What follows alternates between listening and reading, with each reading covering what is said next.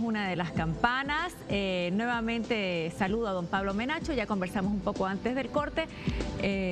Vamos a ver un video sobre el tema y luego avanzamos. Es absolutamente increíble que se haya iniciado un juicio contra Bolivia en un laudo arbitral internacional basado en un documento falsificado. Sí, es el laudo arbitral donde Bolivia pierde y va a tener que pagar una millonaria cantidad de dinero si evidentemente fue con documentos falsos.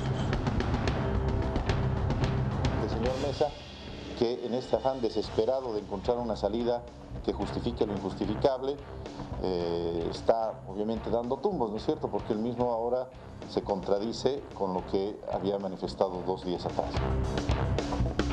Espero que el fiscal tome en consideración los elementos jurídicos y no los elementos políticos. Por esa razón me estoy presentando ante el fiscal y hemos presentado 2 escritos con la esperanza de que esto sea entendido de esa manera. No emitió las 6, no hizo elaborar, no hizo realizar las 6 auditorías que tenían que llevarse adelante, no llevó adelante el procedimiento de nulidad de concesiones mineras tal cual lo establecía el Código de Minería.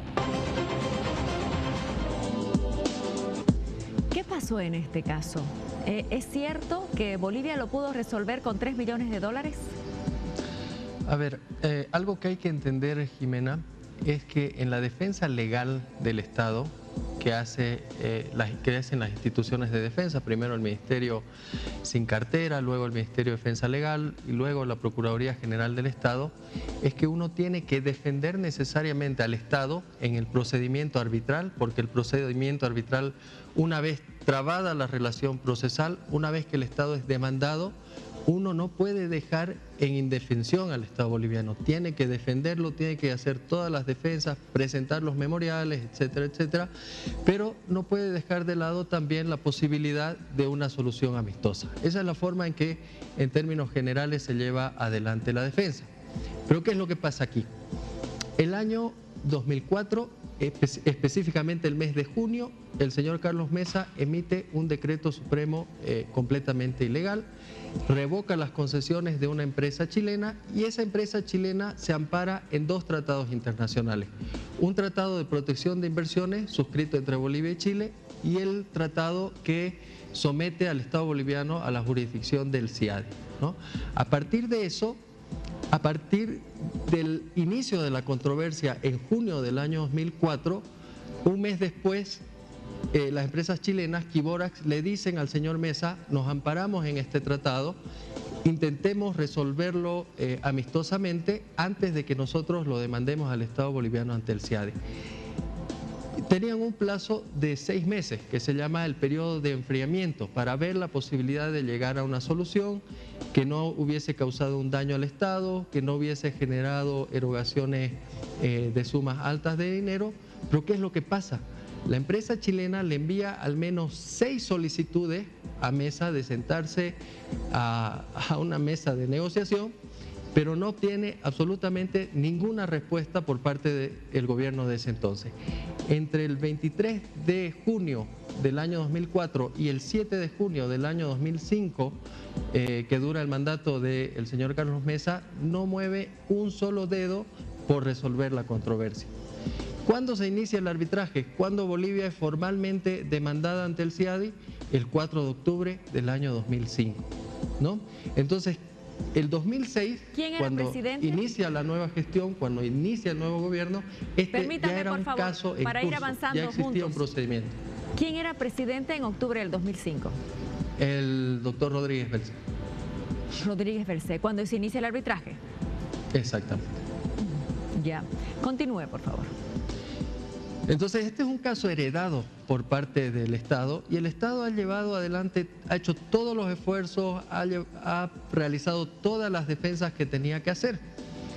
El día de ayer presentan un informe del Ministerio de Defensa Legal donde justamente se habla de unas gestiones que se hicieron para intentar cerrar la controversia. Pero ¿qué es lo que pasa? En septiembre del año 2008 se encuentran irregularidades en los actos societarios de las empresas demandantes en el arbitraje CIADE. El 10 de diciembre del año 2008, la entonces Superintendencia de Empresas, lo que es hoy en día la Autoridad de Empresas, inicia un proceso penal en contra de estas personas que cometieron ilegalidades en los actos societarios de la empresa Non-Metallic Minerals. A partir de ese acto ilegal y con procesos penales en curso, imagínense, era imposible haber llegado a una solución o a una negociación con estas empresas chilenas. Ahora le pregunto, por favor, cuando usted dice Carlos Mesa emitió un decreto completamente ilegal, ¿qué pasa? ¿Por qué ese decreto es ilegal? ¿Se lo anula luego? ¿Se le da una formalidad legal en el gobierno de Rodríguez Bercé? ¿Es así? ¿Por qué era ilegal? Porque no estaba parado en absolutamente ninguna norma. ¿Qué era lo que mandaba el artículo 3 de la ley 2564, que era la que tenía que cumplir el señor Mesa? Y permítanme leerle, la tengo justamente aquí. El artículo 3 decía: facúltase al Poder Ejecutivo, luego de la evaluación de las 6 auditorías, a declarar la nulidad de los derechos concesionarios mineros que sean pasibles, estas empresas que no estén cumpliendo la ley, todo ello en un plazo perentorio de 60 días. Entonces, para la declaratoria de nulidad se tenía del 9 de diciembre del año 2003 al 9 de febrero del año 2004. Y eso no lo dice Pablo Menacho, no lo dice la Procuraduría, lo dice el propio decreto del señor Mesa, en el que reglamentó la realización de las auditorías. Y el artículo 3 de ese decreto supremo, que es el 27326, dice que tienen que realizarse hasta el día 9 de febrero. Si en esas auditorías se identificaban ilegalidades, se identificaban irregularidades, se tenía que seguir un proceso legal que lo establecía el Código de Minería de ese entonces. ¿Qué se tenía que hacer? Solicitar a la Superintendencia de Minas que declare la nulidad de las concesiones mineras. Nada de esto, Jimena, se hace. Nada de esto, a pesar de que había un mandato específico al Poder Ejecutivo de ese momento para que actúe de una manera muy específica. No lo hace. Casi 4 meses después, en junio, con una protesta en Potosí en curso, con la desesperación de no haber cumplido su propia ley que la emite durante su gestión, emite este ilegal decreto supremo 27589. No es la Procuraduría tampoco, ni soy yo el que dice que este decreto supremo era ilegal. El propio canciller del señor Carlos Mesa emite este informe el 8 de diciembre del año 2004. Muéstralo, por favor, a la cámara. El 8 de diciembre del año 2004, Juan Ignacio Siles emite este informe del 8 de diciembre, su canciller de Carlos Mesa, donde dice en su primera conclusión de que el decreto supremo había sido emitido debido a la presión social y política ejercida en Potosí y que adolecía de serios problemas jurídicos. Serios problemas jurídicos. Eso en términos legales, en términos jurídicos, mejor dicho, significa que la norma es ilegal. ¿Qué pasa luego? El 16 de diciembre del año 2005, ya durante el gobierno del doctor Rodríguez Bercé, lo abroga el decreto. ¿Qué quiere decir abrogar una norma? Quiere decir sacarla del ordenamiento jurídico. ¿Y por qué la saca? Porque adolecía de deficiencias jurídicas insubsanables. Dice, la mencionada norma adolece de deficiencias jurídicas insubsanables. Permítame, por favor, algo. Vamos a decir que hasta el momento usted ha sustentado que el gobierno de Carlos Mesa emitió un decreto que estuvo mal redactado, mal hecho. Carlos Mesa también lo ha dicho, que sí, que tuvo problemas ese decreto y que luego en el gobierno de Rodríguez Bercé se emite otro decreto que corrige los formalismos, pero mantiene el fondo, es decir, mantiene sacar a Quiborax de Bolivia, ¿correcto? ¿Qué es lo que toma en cuenta el tribunal arbitral y cómo hay que entender las lógicas de estos tribunales de protección de inversiones, estimada Jimena? ¿Cuándo se hace efectiva la medida de expropiación? La medida de expropiación se hace efectiva el 23 de julio del año 2004, 30 días después de la emisión del decreto ilegal de Carlos Mesa, porque ese era el plazo que le daba para que entregue las concesiones. Una vez que entregó las concesiones y que se le quitó la propiedad a las empresas chilenas, ya se había violado el decreto supremo, ya se había actuado de manera ilegal, ya se había violado el derecho de estas empresas. Entonces, lo que toma en cuenta el tribunal arbitral para sancionar, para decir que el Estado boliviano violó los derechos de las empresas chilenas, fue la medida adoptada por Carlos Mesa. La medida específica es el decreto supremo 27.589. Permítame, por favor. Usted dice, o usted diría, que el principal error del gobierno de Carlos Mesa fue emitir un decreto ilegal. El principal error del señor Carlos Mesa fue no haber seguido el debido proceso que establecía la ley 2564.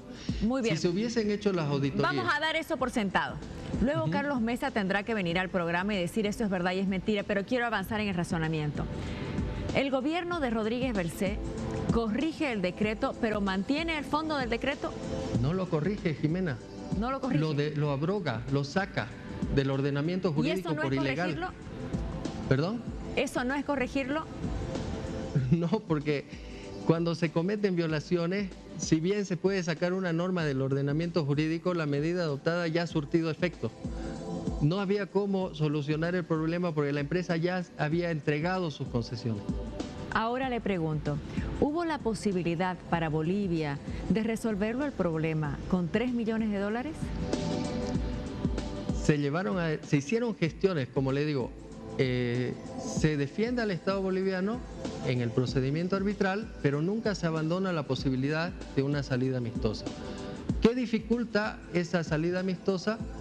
Las ilegalidades cometidas por los funcionarios de las empresas demandantes en sus asuntos societarios. Habiendo un proceso penal en curso en contra de los funcionarios de estas empresas, era imposible que bajo esas condiciones, imagínese, el día de hoy existe un laudo que el Estado boliviano tiene que cumplir y hay objeciones al cumplimiento del laudo. Imagínese cuando no existía el laudo y encima existían procesos penales en curso. El gobierno de Bolivia, el gobierno dirigido por Evo Morales, reconoció un documento falso, es decir, sabiendo que Quiborax había presentado un documento falsificado, ¿siguió con el proceso? ¿No lo denunció? ¿No denunció esa falsificación? Sí, a ver, lo que pasa es que no depende del Estado continuar o no con el proceso. El proceso lo inicia una empresa que se cree afectada en función de lo que dice un tratado de protección de inversiones, un tratado internacional y el tratado que crea el CIADI, la jurisdicción arbitral del CIADI. Claro que lo hemos objetado, Jimena, hemos dicho de que esa inversión era ilegal en absolutamente todos los escritos que han sido presentados por el Estado boliviano. Hemos presentado recusaciones contra los 3 árbitros que conformaban el tribunal arbitral. ¿Por qué?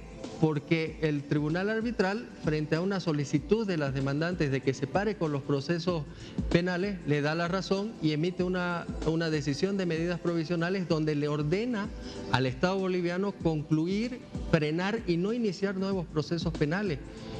El tribunal arbitral toma una posición y dice: la calidad de demandantes y la existencia de una inversión no se va a probar en procesos penales internos en Bolivia, sino en el marco de este procedimiento. Uno no puede abandonar los procesos, Jimena, porque si no deja en indefensión al Estado boliviano. Uno tiene que defender al Estado boliviano y objetar ese tipo de ilegalidades en el marco del mismo proceso. Quiero leer para que el país esté enterado, no todo el mundo tiene Twitter. Carlos Mesa escribió hoy 8 tweets sobre el tema. Quiero leer uno por uno. Este es el número 1. ¿Usted los vio ya estos tweets? Sí. Ya, los voy a leer. Quiborax 1 dice: nuestra ley de nacionalización del salar recuperó sus recursos al declarar la totalidad de superficie como reserva fiscal. Quiborax 2, nuestro decreto supremo expulsó a Quiborax por incumplimiento de leyes ambientales, pago de impuestos nacionales, derechos aduaneros y fraude en la declaración de volúmenes reales de exportación de Ulexita a Chile. Quiborax 3 de Carlos Mesa, estamos en la cuenta de Twitter de Carlos Mesa. En octubre del 2004, en nuestro gobierno, la Superintendencia de Minas subsanó defecto jurídico de nuestro decreto supremo al anular las concesiones de Quiborax y ratificar su expulsión. Quiborax 4. Decreto Supremo de Rodríguez subsanó defecto jurídico al abrogar nuestro decreto supremo y al ratificar que la anulación de concesiones hecha por la Superintendencia a Quiborax era caso ejecutoriado y plenamente válido. La expulsión se mantuvo. Quiborax 5, cuenta de Carlos Mesa. Por esa razón, las medidas de mi gobierno y de Eduardo Rodríguez combinadas hicieron de la expulsión de Quiborax una medida política y jurídica completamente válida. Continúa Quiborax 6. Todo el arbitraje de Quiborax contra Bolivia se realizó en el gobierno de Morales. Nos acaba de decir el procurador que en realidad comenzó en el gobierno de Rodríguez Belcé y nos lo va a aclarar ahora. Seguimos, que pone en su tuit número 7, el gobierno de Morales rechazó la propuesta extrajudicial de Quiborax de resolver la controversia con una compensación de solo $3 millones y acabó pagando 42 millones. Y Quiborax 8, el último, el gobierno de Morales y sus autoridades, a sabiendas de que Quiborax inició el laudo contra Bolivia a través de un acta falsificada, a partir más bien de un acta falsificada, no objetó el laudo y continuó en el proceso hasta perder y pagar 42 millones. Pongamos el de Quiborax 7, por favor, porque le quiero hacer una pregunta al procurador que está aquí para ver si esto es cierto. Dice, el gobierno de Morales rechazó la propuesta extrajudicial de Quiborax de resolver la controversia con una compensación de solo 3 millones. ¿Es cierto eso? ¿El gobierno de Bolivia rechazó eso? Le vuelvo a reiterar, Jimena, no fue un rechazo. Se tenían conversaciones amistosas que estaban siendo llevadas adelante y surgen las ilegalidades societarias por parte de los funcionarios de No Metallic Mineral.